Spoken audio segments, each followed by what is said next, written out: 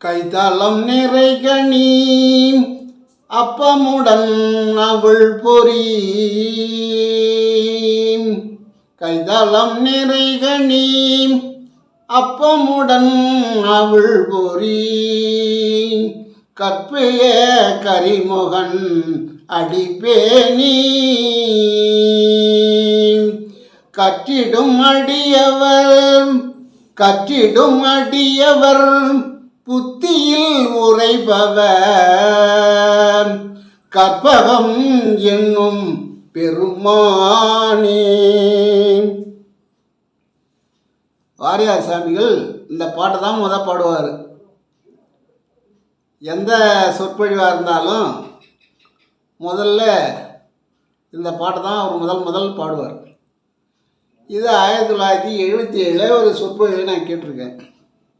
நிறைய சொற்பொழிவு அவருடைய சொற்பொழிவு கேட்டிருக்கேன். அவருடைய சந்தம் அளவுக்கு நம்ம பாட முடியாது. முதல்ல பிள்ளையார் சுழி போடக்கூடியது இந்த பாடல் தான். அப்புறம் சொல்லுவார், நமச்சிவாயன் வாழ்க, நாதந்தாள் வாழ்க, நமச்சிவாயன் வாழ்க, நாதந்தாள் வாழ்க, இமைப்பொழுதும் என் நெஞ்சில் நீங்காதாந்தாள் வாழ்க, இமைப்பொழுதும் என் நெஞ்சில் நீங்காதாந்தாள் வாழ்க, கோகொழியாண்ட குருமனிதன் தாழ் வாழ்க, கோகழியாண்ட குருமனிதன் தாழ் வாழ்க, ஏகன் அநேகன் இறைவந்தாள் வாழ்க, ஏகன் அநேகன் இறைவந்தாள் வாழ்க, வாழ்க வாழ்க வாழ்க. இப்படி இறைவனை வாழ்த்தி தான் பெருமான் சுவாமி கிருபானந்த வாரியார் அவர்கள் சொற்பொழிவு தொடங்குவார். ஏன்னா இறைவன் அவனுடைய திருநாமத்தை சொன்னாலே போதும் அப்படின்வார். நம்முடைய நாதன் யாரு? ஈசன் தான், நம்ம வழி நடத்தக்கூடிய நாதன். இமைப்பொழுதும் கண்ணை இமைக்கிற நேரம் கூட அவனை நினைக்காமல் இருக்கக்கூடாது. இமைப்பொழுதும் என் நெஞ்சில் நீங்காதான், ஒரு இமைப்பொழுது கூட நான் அவனை விட்டு மறக்கலைன்னு வள்ளல் பெருந்தகை சொன்னார். உள்ளிருக்கும் நமச்சிவாயத்தை நான் மறவேன்னார். அப்புறம் சொன்னார், மறந்தால் உயிர் விடுவேன் அப்படின்னார். என்ன சொல்றாரு? நமச்சிவாயத்தை மறந்து விட்டால் உயிரை விட்டு விடுவேன் அப்படின்னார் வள்ளல் பெருந்தகை. அப்ப ஏகனான் அண்ட சராசரம் நிலைய நிற்கக்கூடியவன், இல்லாத இடமே கிடையாது. அநேகன், அப்பேற்பட்ட இறைவனுடைய தாள் வாழ்க, அவனுடைய பாதத்தை தொட்டு வணங்கணும். தாள் என்றால் பாதம். ஏகன் அநேகன், அப்பேற்பட்ட இறைவனை நாம் வணங்கினால் இந்த பிறவி துன்பங்களை அறுத்து வானவராக வாழலாம். எப்படி? வானவராக. மனிதனா வாழறது பெருசு இல்லை, வானவராக வாழலாம், தேவர்களாக வாழலாம், முனிவர்களாக வாழலாம், ஞானிகளாக வாழலாம். அப்படி நிறைய சொல்லிட்டு போறார். அப்ப என்ன சொல்றாரு? தன்னை அறிய தனக்கொரு கேடில்லை, தன்னை அறிய தனக்கொரு கேடில்லை, தன்னை அறிய. அந்த ஏகன் அநேகன் தன் உள்ளதான் இருக்கிறான்.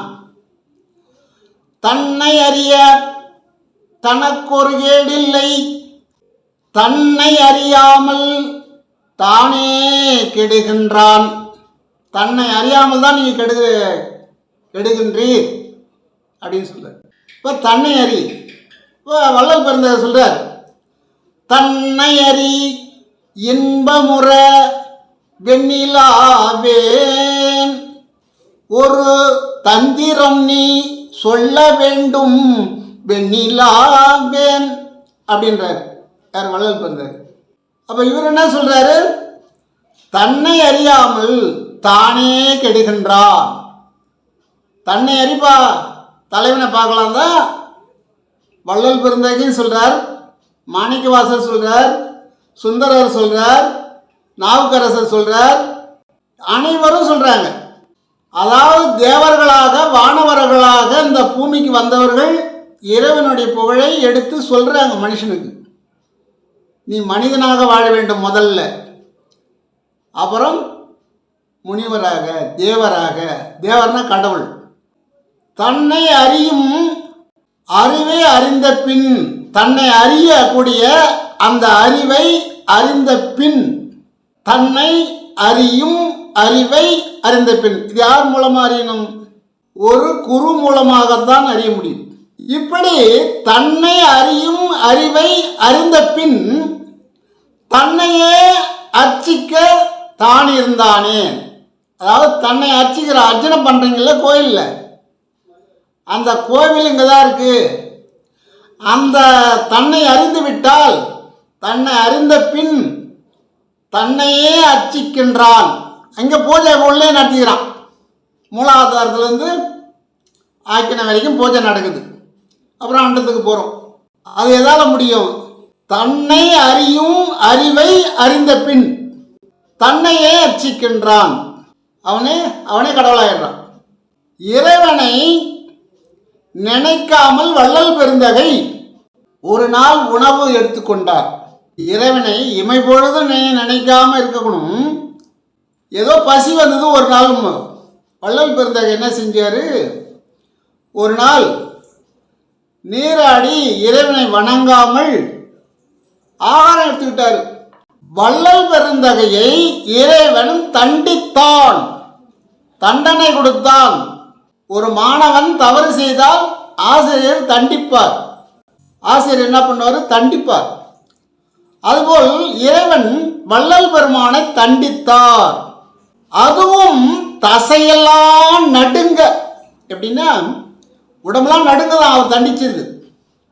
அதுவும் தசையெல்லாம் நடுங்க தண்டிக்கப்பட்டார்.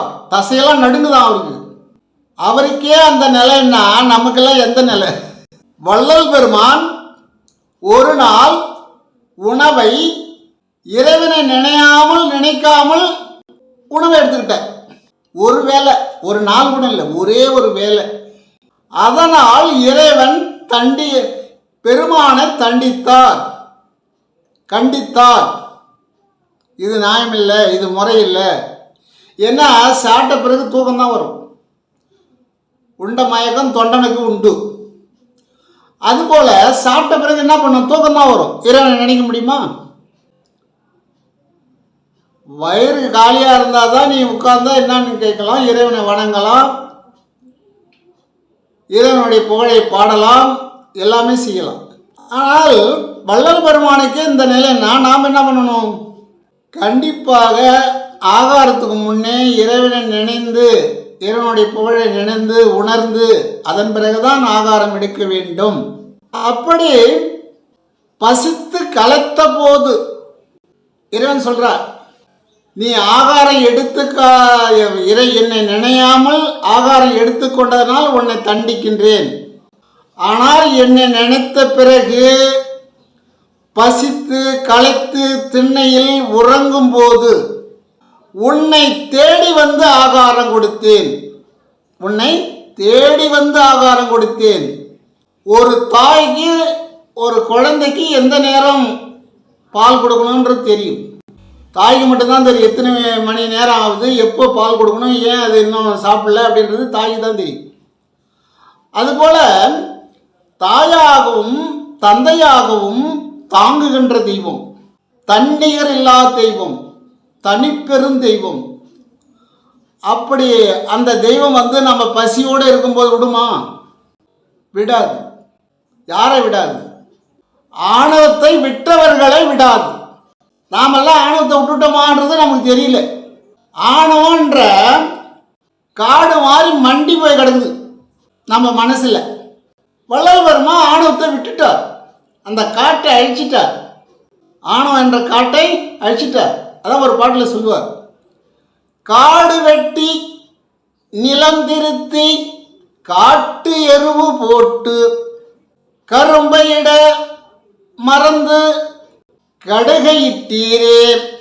அதாவது காடு வெட்டினீங்க, நிலத்தை திருத்தினீங்க, அதில் கரும்பு தான் நடணும், கடுகு விரைக்கூடாதுன்ற. ஏன்னா கடுகு மனுஷனுக்கு ஆவாத பொருள், ருசியாக இருக்கும் சமைச்சு சாப்பிட்றதுக்கு, ஆனால் உடம்புக்கு கெடுதல். அந்த கடுகை வேண்டான்றார். இந்த உடம்புக்கு அந்த கடுகு வேண்டாம், அந்த கடுகு நிறைய சேர்த்துக்கிட்டிங்கன்னா கண் பார்வை போயிடும் அப்படின்ற. கண் பார்வை போயிடும், கண் ஒளி இருக்காது, பார்வை கெடுப்பது கடுவு.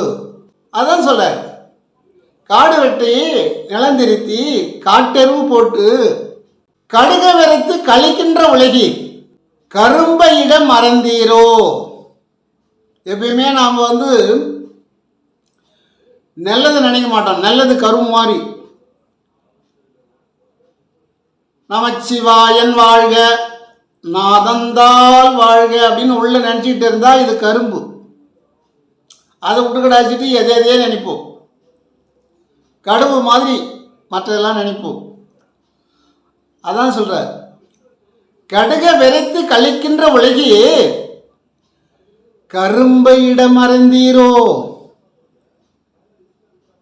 நல்லதை நினைக்க மறந்துட்டீங்களோ, தேன் மாறி தித்திக்கக்கூடிய தேவாரத்தை படிக்க நாம் மறந்து விட்டீரோ, திருவாசகத்தை படிக்க மறந்து விட்டீரோ, இறைவனை நினைந்து நினைந்து உணர மறந்து விட்டீரோ.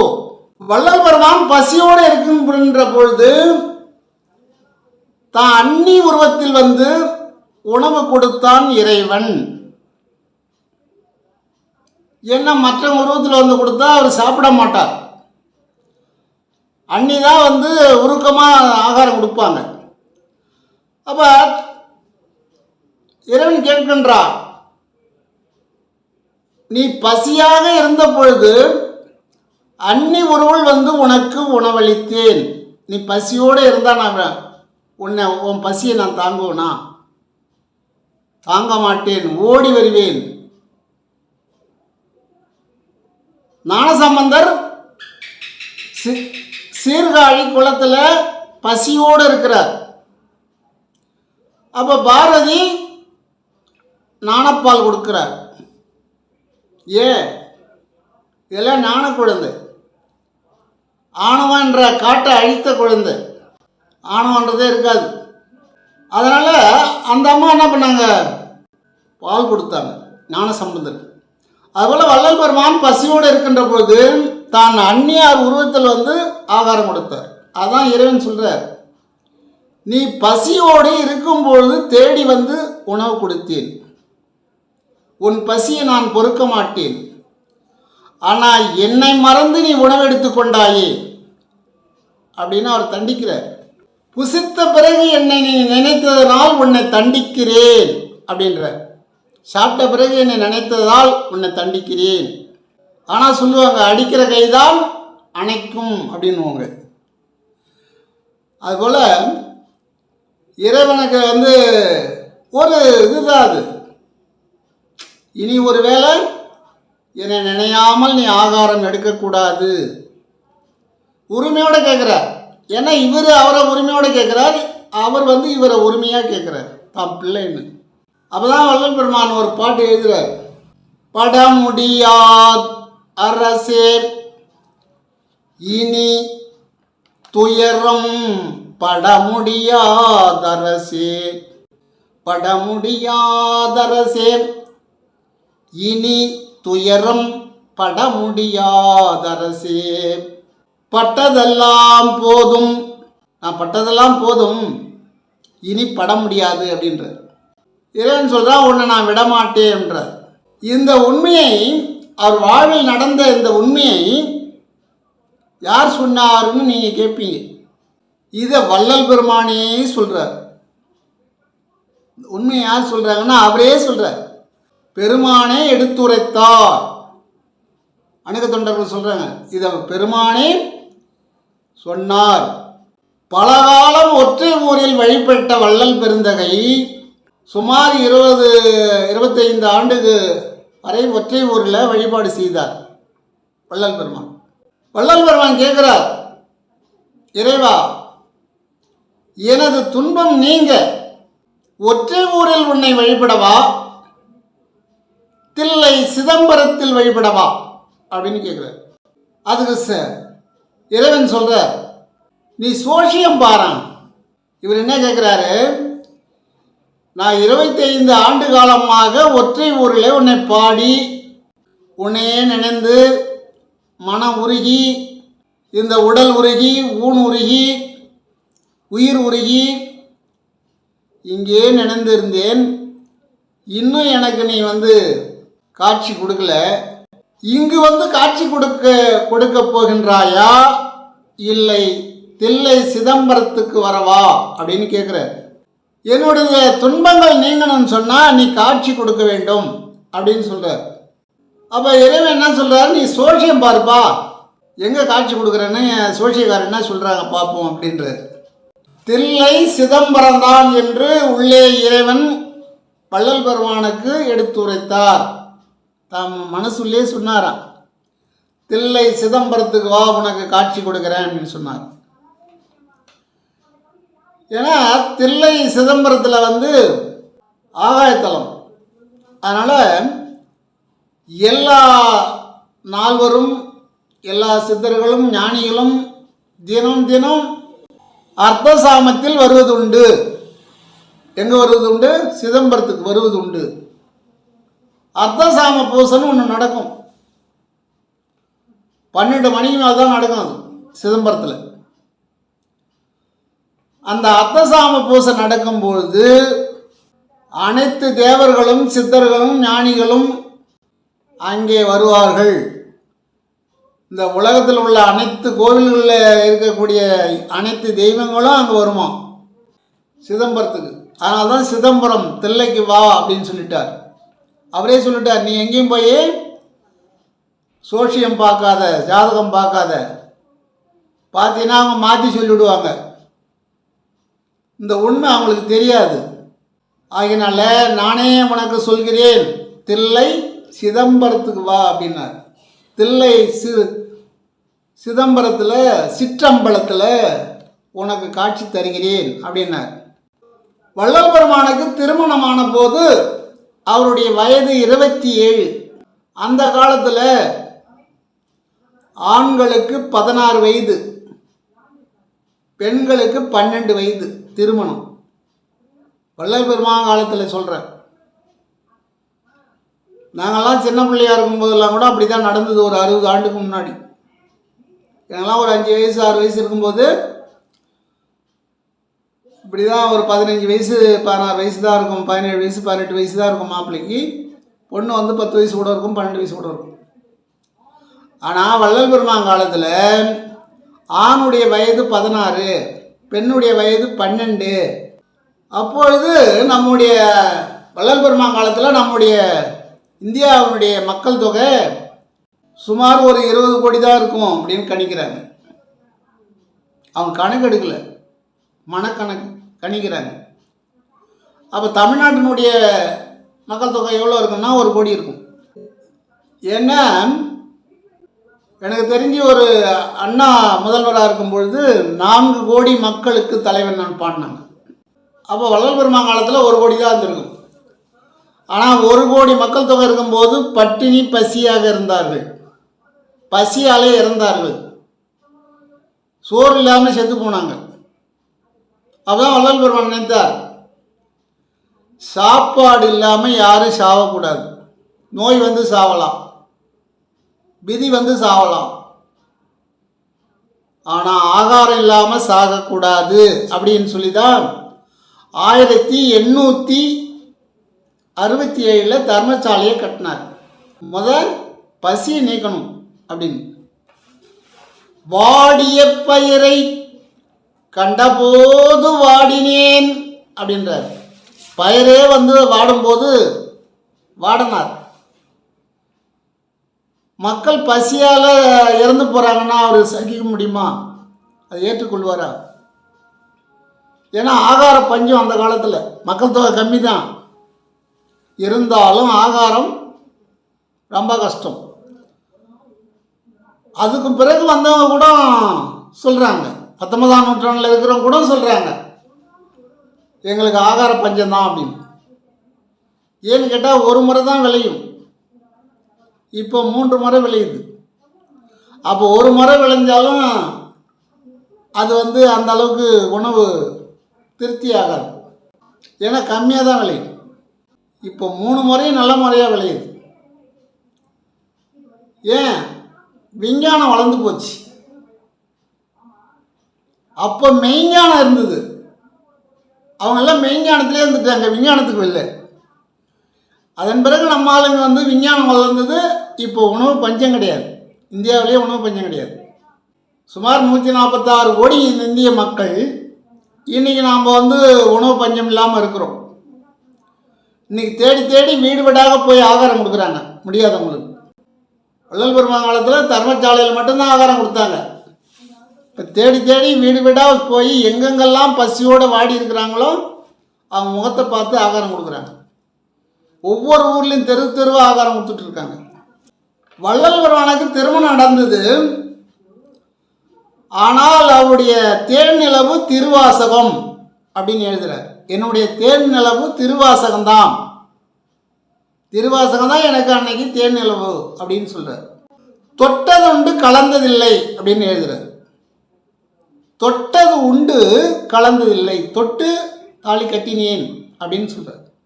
இதை திருவண்ணாமலையில் பார்த்தா அண்ணாமலையாரும் உண்ணாமலை அம்மையும் திருமணம் நடந்தது. திருமணம் நடந்த போது அவங்களும் தொட்டது உண்டு கலந்ததில்லை அந்த வரலாறுல இருக்கு.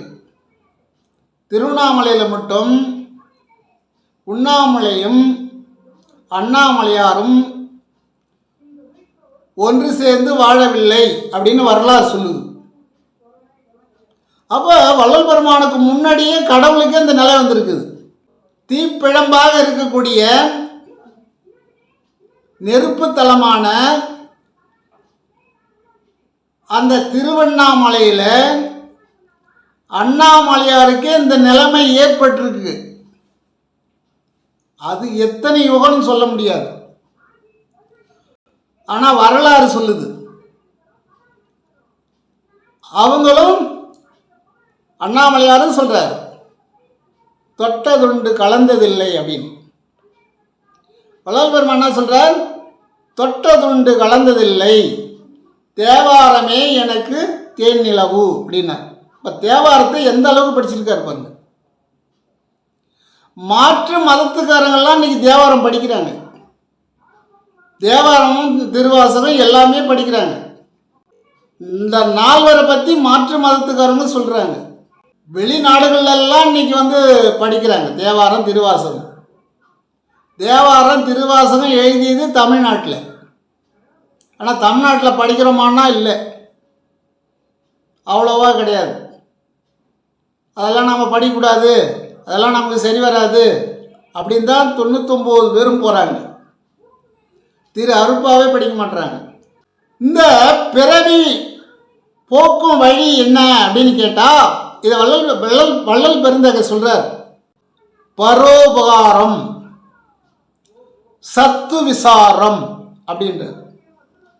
இப்போ நான் பேசுகிறேன்னா இது சத்தான விசாரம், இது சத்து, உடம்புக்கு சத்து. இது இப்போ எவ்வளோ நான் பேசினாலும் என்னுடைய பிராணன் அழியாது, பிராணம் சேமிக்கப்படும், பிராணன் வளரும். இது பேர் சத்து விசாரம். சத்தான விஷயத்தை, இறைவனுடைய புகழை, இறைவன் எப்படி இருக்கின்றான், எங்கே இருக்கின்றான், தூசிலையும் இருக்கின்றான், துரும்பிலையும் இருக்கின்றான், நான் பேசும் பேச்சிலும் இருக்கின்றான் அப்படின்னு சொல்கிறது தான் சத்து விசாரம். இவை 2 மட்டும் இருந்தால் போதும் என்றார். யாரு? வள்ளல் பெருந்தகை சொல்றார். இவை 2 போதும்பா உங்களுக்கு அப்படின்றார். இது ரெண்டு மட்டும் உங்களுக்கு இருந்தால் நீங்கள் பிறவி நீங்கி சிவ அனுபவம் பெறுவீர்கள். இந்த பிறவி துன்பம் நீங்கிடும். என்கிட்ட நிறைய பேர் சொல்லுவாங்க, அதெல்லாம் இப்போ முடியாதுன்னு தான் சொல்லுவாங்க.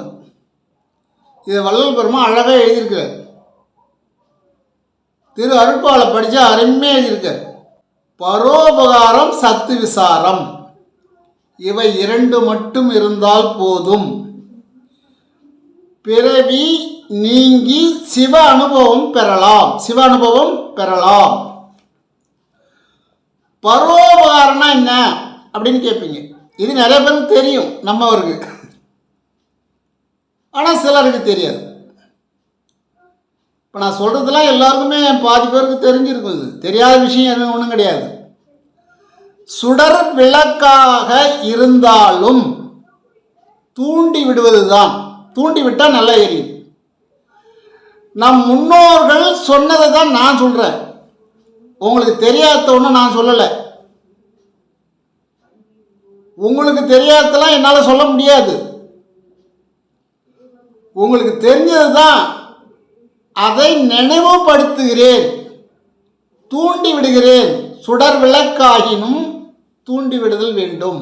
தூண்டுகோல்னு ஒன்று இருக்கணும்.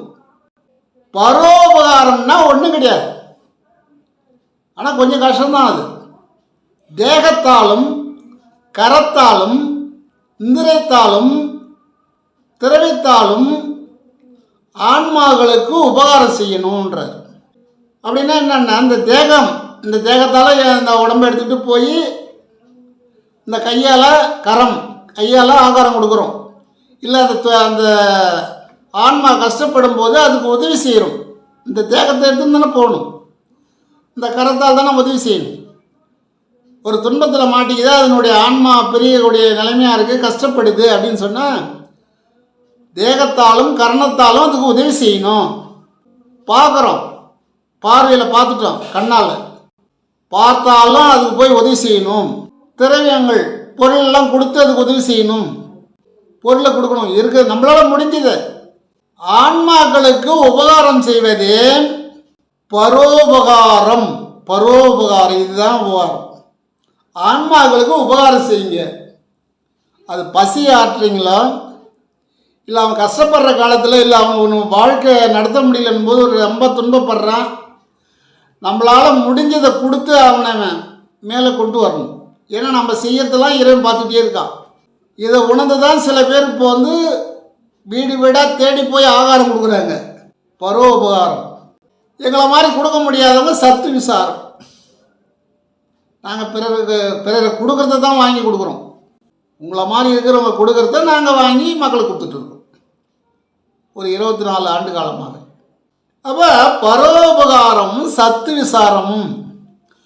இப்போ தெரியாதது ஒரு மனிதன் எல்லாம் உங்களுக்கு தெரிஞ்சிருக்கு. இன்னும் தெரியாதவங்க எவ்வளோ பேர் இருக்காங்க. அவங்க யாராவது ஒருத்தர் இது தெரிஞ்சுக்கிட்டா போதும், இந்த சத்தான விஷயத்தை அவங்க தெரிஞ்சுக்கணும். அப்போ சத்தான ஒரு உண்மையை, இப்போ தேவாரத்தை பற்றி திருவாசகத்தை பற்றி தெரிஞ்சுக்கிட்டாங்க, திரு அருட்பாவை பற்றி தெரிஞ்சுக்கிட்டாங்க அப்படின்னு சொன்னால் அவங்க துன்பம் நீங்கி இன்பம் ஆயிடுவாங்க.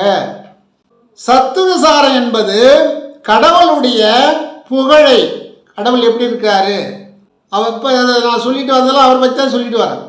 பசியோடு இருக்கும்போது வள்ளல் பெருந்தகையை தன்னுடைய அன்னி வடிவில் ஆகாரம் கொடுக்குறார். அதுதான் சொல்கிறார். சத்து விசாரம் என்பது கடவுளுடைய புகழையும் ஆன்மாவின் தரத்தையும் தம்முடைய சிறுமையும் கடவுளுடைய தரத்தையும் கடவுளுடைய பெருமையும் கடவுளுடைய புகழையும் இடைவிடாமல் விசாரிப்பது. இடைவிடாமல் இதை விசாரிச்சுக்கிட்டு இருக்கிறது தான் சத்து விசாரம். இது ஏன் சொல்கிறாங்கன்னா, இடைவிடாது நீங்கள் சிவாய நமனே சொல்லுங்க. வள்ளல் பெருமானே சொல்கிறாரு, சிவாய நமன் நினைங்கப்பான்றார். சிவாய நமன் தான் அவர் புல்லார் சுழியை போடுறார். அவர் புல்லார் சுழி போகிறதில்ல, சிவாய நமன் தான் சொல்லுவார், எழுதுவார். அப்போ நீங்கள் சிவ அனுபவம் பெறலாம். இது ரெண்டு மட்டும் இருந்தால் போதும். சத்து விசாரம், பரோபகாரம். சதா சிவாய நமவோம், சிவாய நமவோம், சிவாய நமவோம் அப்படின்னு நினைங்க. சிவாய நம்ம நினைங்க. வாசி வாசி வாசி வாசி வாசின்னு நினைங்க. வாசினா சொல்லுங்க, 2 எழுத்து சொல்லுங்க. வாசி திருப்பி பார்த்தா வசி ஆகிடும். அப்போ இறைவன் நமக்கு வசி ஆகிடுவான். அதுபோல் தேவாரம் திருவாசகம் கண்டிப்பாக நம்மளால் படிக்க முடியாட்டாலும் படித்தவங்களை சொல்கிறத கொஞ்ச நேரம் காது கொடுத்து கேட்கணும். இந்த காது எதையோ கேட்டுட்டு இருக்குது, ஆனால் நல்லதை கேட்க மாட்டேன்னுது. நல்லதை கேட்டால் நம்ம மேல் நாளைக்கு போயிடுவோம். அதனால் காது என்ன பண்ணுது? நல்லதை கேட்கவில்லை. கண்ணு என்ன பண்ணுது? கண்ணுக்கு தெரிஞ்சாதான் அது மூளைக்கு சொல்லும், இந்த இடத்துல நாள் வராங்க அப்படின்னு. இந்த இடத்துல சொல்லும், இந்த இடத்துல இந்த ஆள் வந்துட்டு இருக்காங்க அப்படின்னு. காது இருக்குதே, அது எங்கே இருந்தாலும் அதுக்கு எவ்வளோ தூரம் எட்டுதோ அவ்வளோ தூரம் இழுத்துக்கும். ஆனால் நல்லதை மட்டும் உள் வாங்கி வைக்காது. நல்லதை சொன்னால் இந்த காதால் வாங்கி இந்த காதால் விட்டுரும். ஆனால் தேவைப்படாத விஷயங்களை சொன்னால் அப்படியே வாங்கி வச்சுக்கும், பச்சை மரத்தில் ஆணி அடித்த மாதிரி. அதனால இப்போ குழந்தை இல்லாதவங்க எளிமையாக சொல்லியிருக்கிறாங்க. சிதம்பரத்தில் அர்த்தசாம பூசை நடக்கும் பொழுது, அர்த்தசாம பூசை எப்போ நடக்கும்? 12 மணிக்கு நடக்கும். அந்த நேரத்தில் அந்த கணவன் மனைவி அந்த பல்லாக்கை சுமந்துக்கிட்டு போக சொல்கிறாங்க. சிவனுடைய பல்லாக்கு அந்த தில்லையிலேருந்து அம்பாளுடைய சன்னதிக்கு போகும். பல்லாக்கில் எடுத்துகிட்டு போவாங்க. அங்கே போய் ஊஞ்சலில் வச்சு பால் நெய்வேத்தியம் பண்ணி கதவு சாத்துவாங்க. அந்த பல்லாக்கை சுமந்தாலே பிள்ளை இல்லா குறை நீங்கும் அப்படின்னு சொல்கிறாங்க. அது உண்மைதான், கண்டிப்பாக நீங்கும். அது மட்டும் இல்லை, அவங்க வைக்கிறாங்களே பால், காலையில் ஒரு 4 மணிக்கெலாம் அங்கேயே இருக்கணும். வெளியில் எங்கேயா தங்கிட்டு அங்கே இருந்தோம்னா மறுபடியும் காலையில் போய் திறப்பாங்க அதை பள்ளியாரி. அது திறக்கும் போது அந்த பால் ஒரு சொட்டு வாங்கி சாப்பிட்டாங்க, ஒரே ஒரு சொட்டு. ஏன்னா 12 மணிக்கு அனைத்து தேவர்களும் சங்கமிக்கக்கூடிய இடம் தில்லை சிதம்பரம். ஈசனடி போற்றி, எந்த அடி போற்றி, நேசனடி போற்றி, நிமலனடி போற்றி, மாயப்பிறப்பருக்கும் அண்ணனடி போற்றி. இந்த மாயமான பிறவி இருக்கு, அந்த பிறப்பை இருக்கக்கூடிய அந்த மன்னனடி போற்றி. சீரார் பெருந்துரை நம் தேவனடி போற்றி. ஆராத இன்பம் அருள்மலை போற்றி. ஆராத இன்பம் அருள்மலை போற்றி போற்றி அப்படின்னு. அப்போ இப்படி இந்த வரிகளை நாம் சரியாக படித்தாலே போதும், அதுவே விளங்கும். அதுவே அவரே சொல்லுவார் நமக்கு விளக்கம். ஏன்னா திருவாசகத்துக்கு ஒவ்வொருவருக்கும் ஒரு விளக்கம் உண்டாகும். திருவாசகம் படித்து மாற்று மதத்தினர்லாம் எத்தனையோ பேர் திருவாசகத்தை படிக்க ஆரம்பிச்சிட்டாங்க. திருவாசகம் படித்தா உருகாத மனமும் இருக்காதுங்க. திருவாசகம் படித்தால் எந்த நோயும் வராது. ஹார்ட் அட்டாக்குன்றாங்களா, அதெல்லாம் வராது. ஹார்ட் க்ளீன் ஆகிடும், உடம்பு ஆரோக்கியமாக இருக்கும். ஏன்னா அருள் மழை பொழிகிறது. அப்பா நான் வேண்டுதல் கேட்டு அருள் புரிதல் வேண்டும். ஆருயிர்க்கெல்லாம் நான் அன்பு செயல் வேண்டும். அருட்பெருஞ்சோதி அருட்பெருஞ்சோதி தனிப்பெரும் கருணை அருட்பெருஞ்சோதி.